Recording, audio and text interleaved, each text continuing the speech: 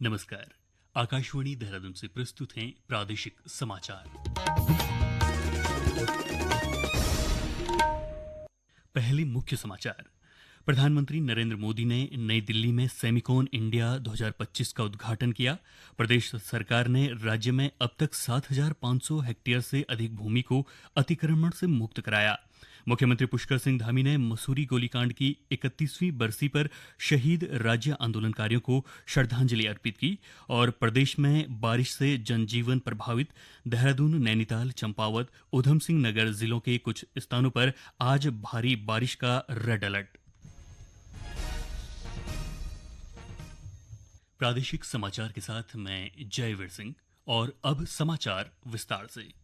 प्रधानमंत्री नरेंद्र मोदी ने आज नई दिल्ली में यशोभूमि में सेमिकॉन इंडिया 2025 का उद्घाटन किया।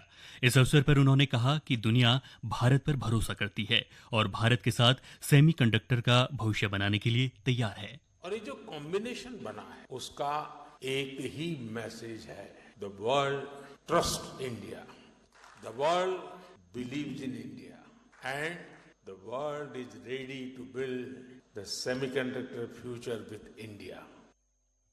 श्री मोदी ने कहा कि कुछ दिन पहले इस साल की पहली तिमाही के जीडीपी आंकड़े आए हैं। इस बार फिर भारत ने हर उम्मीद, हर आकलन से बेहतर प्रदर्शन किया है। प्रधानमंत्री ने कहा कि ऐसे समय में जब दुनिया की अर्थव्यवस्था में चिंताएं हैं, उस माहौल में भारत ने 7.8% की विकास दर हासिल की है।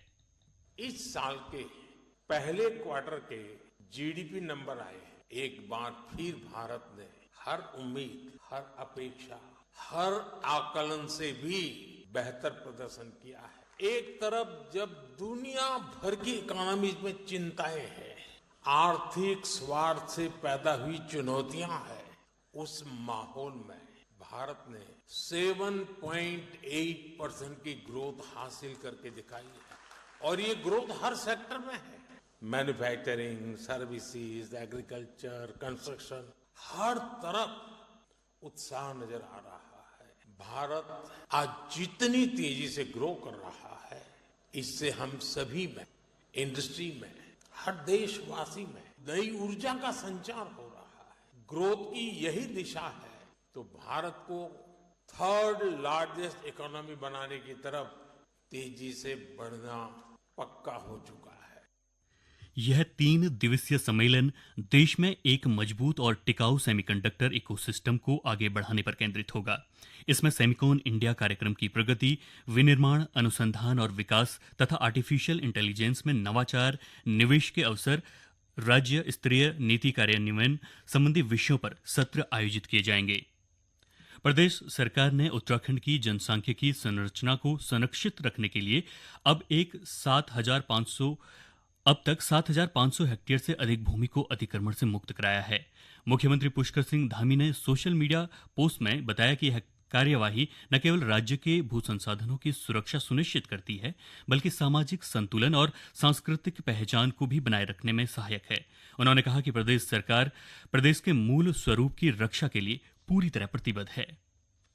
नैनीताल में जिला पंचायत अध्यक्ष और उपाध्यक्ष के चुनाव मामले में राज्य चुनाव आयोग आगामी 5 सितंबर को देहरादून में सुनवाई करेगा। इसके लिए जिलाधिकारी और वरिष्ठ पुलिस अधीक्षक सहित अध्यक्ष पद के दोनों प्रत्याशियों, याचिकाकर्ता और कथित रूप से अपहरण किए गए 5 सदस्यों को तलब किया गया है। यह जानकारी मामले की सुनवाई के दौरान चुनाव आयोग के अधिवक्ता संजय भट्ट ने उत्तराखंड उच्च न्यायालय में दी। उन्होंने कहा कि मामले की जांच के लिए आयुक्त कुमाऊं की अध्यक्षता में भी जांच शुरू की गई है, इसलिए अब इस याचिका का औचित्य औचित्य नहीं रह गया। उन्होंने याची पक्ष से याचिका वापस लेने की सलाह दी। याची ने याचिका वापस लेने से इनकार करते हुए कहा कि वे आयोग के इस एफिडेविट का जवाब दाखिल करेंगे। सुनवाई के बाद उच्च न्यायालय ने प्रति शपथ पत्र दाखिल करने की अनुमति देते हुए मामले की अगली सुनवाई के लिए 9 सितंबर की तिथि नियत की है। मुख्य न्यायाधीश जी नरेंद्र और न्यायमूर्ति सुभाष उपाध्याय की खंडपीठ के समक्ष मामले की सुनवाई हुई। ये समाचार आकाशवाणी के देहरादून केंद्र से प्रसारित किए जा रहे हैं। ताज़ा समाचार के लिए आप हमारे सोशल मीडिया एक्स व Facebook page Akashvani news Uttarakhand को फॉलो कर सकते हैं। साथ ही ये समाचार हमारे YouTube channel Akashvani news Uttarakhand पर भी उपलब्ध हैं।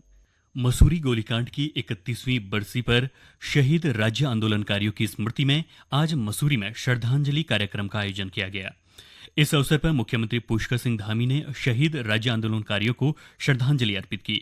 उन्होंने कहा कि राज्य आंदोलनकारियों का बलिदान हमें निरंतर यह स्मरण कराता है कि उत्तराखंड केवल एक भूभाग नहीं बल्कि त्याग और संघर्षों से अर्जित हमारी अस्मिता, स्वाभिमान और पहचान का प्रतीक है। उन्होंने कहा कि प्रदेश सरकार राज्य आंदोलनकारियों की महान तपस्या का स्मरण करते हुए उनके सपने के अनुरूप विकसित उत्तराखंड के निर्माण के लिए संकल्पबद्ध है। प्रदेश के अधिकांश इलाकों में बारिश के चलते जनजीवन प्रभावित हो गया है। एक रिपोर्ट। राज्य के पर्वतीय इलाकों में बारिश और भूस्खलन से कुछ राष्ट्रीय राजमार्ग सहित ग्रामीण क्षेत्रों के कई संपर्क मार्ग बाधित हैं, जिससे लोगों को परेशानियों का सामना करना पड़ रहा है। हालांकि संबंधित प्रशासन की ओर से मार्गों को खोलने के प्रयास किए जा रहे हैं, लेकिन बारिश के कारण इसमें दिक्कतें आ रही हैं। वहीं बारिश के चलते राज्य की प्रमुख नदियों के जल स्तर में बढ़ोतरी दर्ज की गई है। हल्द्वानी में गौला बैराज में लगातार पानी बढ़ रहा है। वर्तमान में 44,000 से अधिक क्यूसेक पानी बैराज के डाउन स्ट्रीम में प्रभावित हो रहा है। समाचार दिए जाने तक गौला नदी खतरे के निशान से करीब 20 सेंटीमीटर ऊपर बह रही है। उधर बागेश्वर जिले में 8 ग्रामीण मोटर मार्ग बाधित हो गए हैं। आपदा प्रभावित क्षेत्र बैसानी में राहत व बचाव कार्य जारी है और रेस्क्यू टीमें लापता 2 लोगों की तलाश में जुटी हैं। अल्मोड़ा जिले में भूस्खलन के कारण राष्ट्रीय राजमार्ग क्वारब सहित 11 मोटर मार्ग बाधित हैं। कोसी नदी में गाद और मलबा भर जाने के कारण शहर की पेयजल आपूर्ति भी बाधित हो गई है। चमोली जिले में बारिश से ग्रामीण क्षेत्रों को जोड़ने वाली दर्जनों सड़कें बंद हैं। वहीं शासन प्रशासन द्वारा सुरक्षा के मद्देनजर सभी आवश्यक कदम उठाए गए हैं और प्रशासनिक अधिकारी लगातार स्थिति पर निगरानी बनाए हुए हैं। इस बीच मौसम विभाग ने आज देहरादून, नैनीताल, चंपावत और उधम सिंह नगर जिलों के कुछ स्थानों में आज भारी बारिश का रेड अलर्ट जारी किया है। इसके अलावा राज्य के अन्य जिलों में कहीं कहीं तेज बारिश का ऑरेंज अलर्ट भी जारी किया गया है। मौसम विभाग की चेतावनी को देखते हुए प्रदेश के अधिकांश जिलों में आज कक्षा 1 से 12 तक के सभी स्कूलों और आंगनबाड़ी केंद्रों में अवकाश घोषित किया गया है। आकाशवाणी देहरादून के लिए समाचार कक्ष से रविंद्र सिंह। प्रदेश शासन ने डॉक्टर आशुतोष सयाना को राजकीय मेडिकल कॉलेज श्रीनगर का नियमित प्राचार्य नियुक्त किया है। इस संबंध में चिकित्सा स्वास्थ्य एवं चिकित्सा शिक्षा विभाग के सचिव डॉक्टर आर राजेश कुमार की ओर से आदेश जारी किए गए हैं। डॉक्टर सयाना इससे पहले प्रदेश के चिकित्सा शिक्षा विभाग में निदेशक और दून मेडिकल कॉलेज देहरादून में प्राचार्य के पद पर महत्वपूर्ण भूमिका निभा चुके हैं। डॉक्टर सयाना ने कहा कि गढ़वाल क्षेत्र के मेडिकल कॉलेज की जिम्मेदारी मिलने पर यहां की जनता को बेहतर चिकित्सा सेवाएं उपलब्ध कराने का पूरा प्रयास किया जाएगा। हरिद्वार जिले में नारसन विकासखंड के सकौती गांव में प्रस्तावित वे साइड अम्यूनिटीज यानी साइड किनारे यात्री सुविधा केंद्र के निर्माण पर चर्चा की गई। बैठक में विकासखंड के सभी क्लस्टर लेवल फेडरेशन के पदाधिकारी शामिल हुए।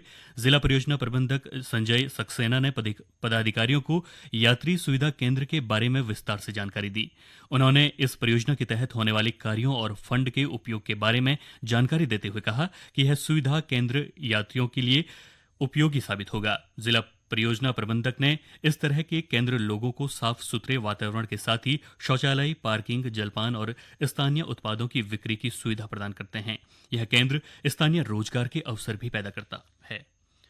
अंत में मुख्य समाचार एक बार फिर।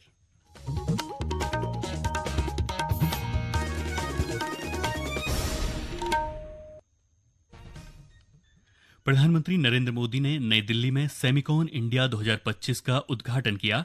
प्रदेश सरकार ने राज्य में अब तक 7,500 हेक्टेयर से अधिक भूमि को अतिक्रमण से मुक्त कराया। मुख्यमंत्री पुष्कर सिंह धामी ने मसूरी गोलीकांड की 31वीं बरसी पर शहीद राज्य आंदोलनकारियों को श्रद्धांजलि अर्पित की और प्रदेश में बारिश से जनजीवन प्रभावित देहरादून, नैनीताल, चंपावत और उधम सिंह नगर जिलों के कुछ स्थानों पर आज भारी बारिश का रेड अलर्ट। इसके साथ ही प्रादेशिक समाचार का ये अंक समाप्त हुआ।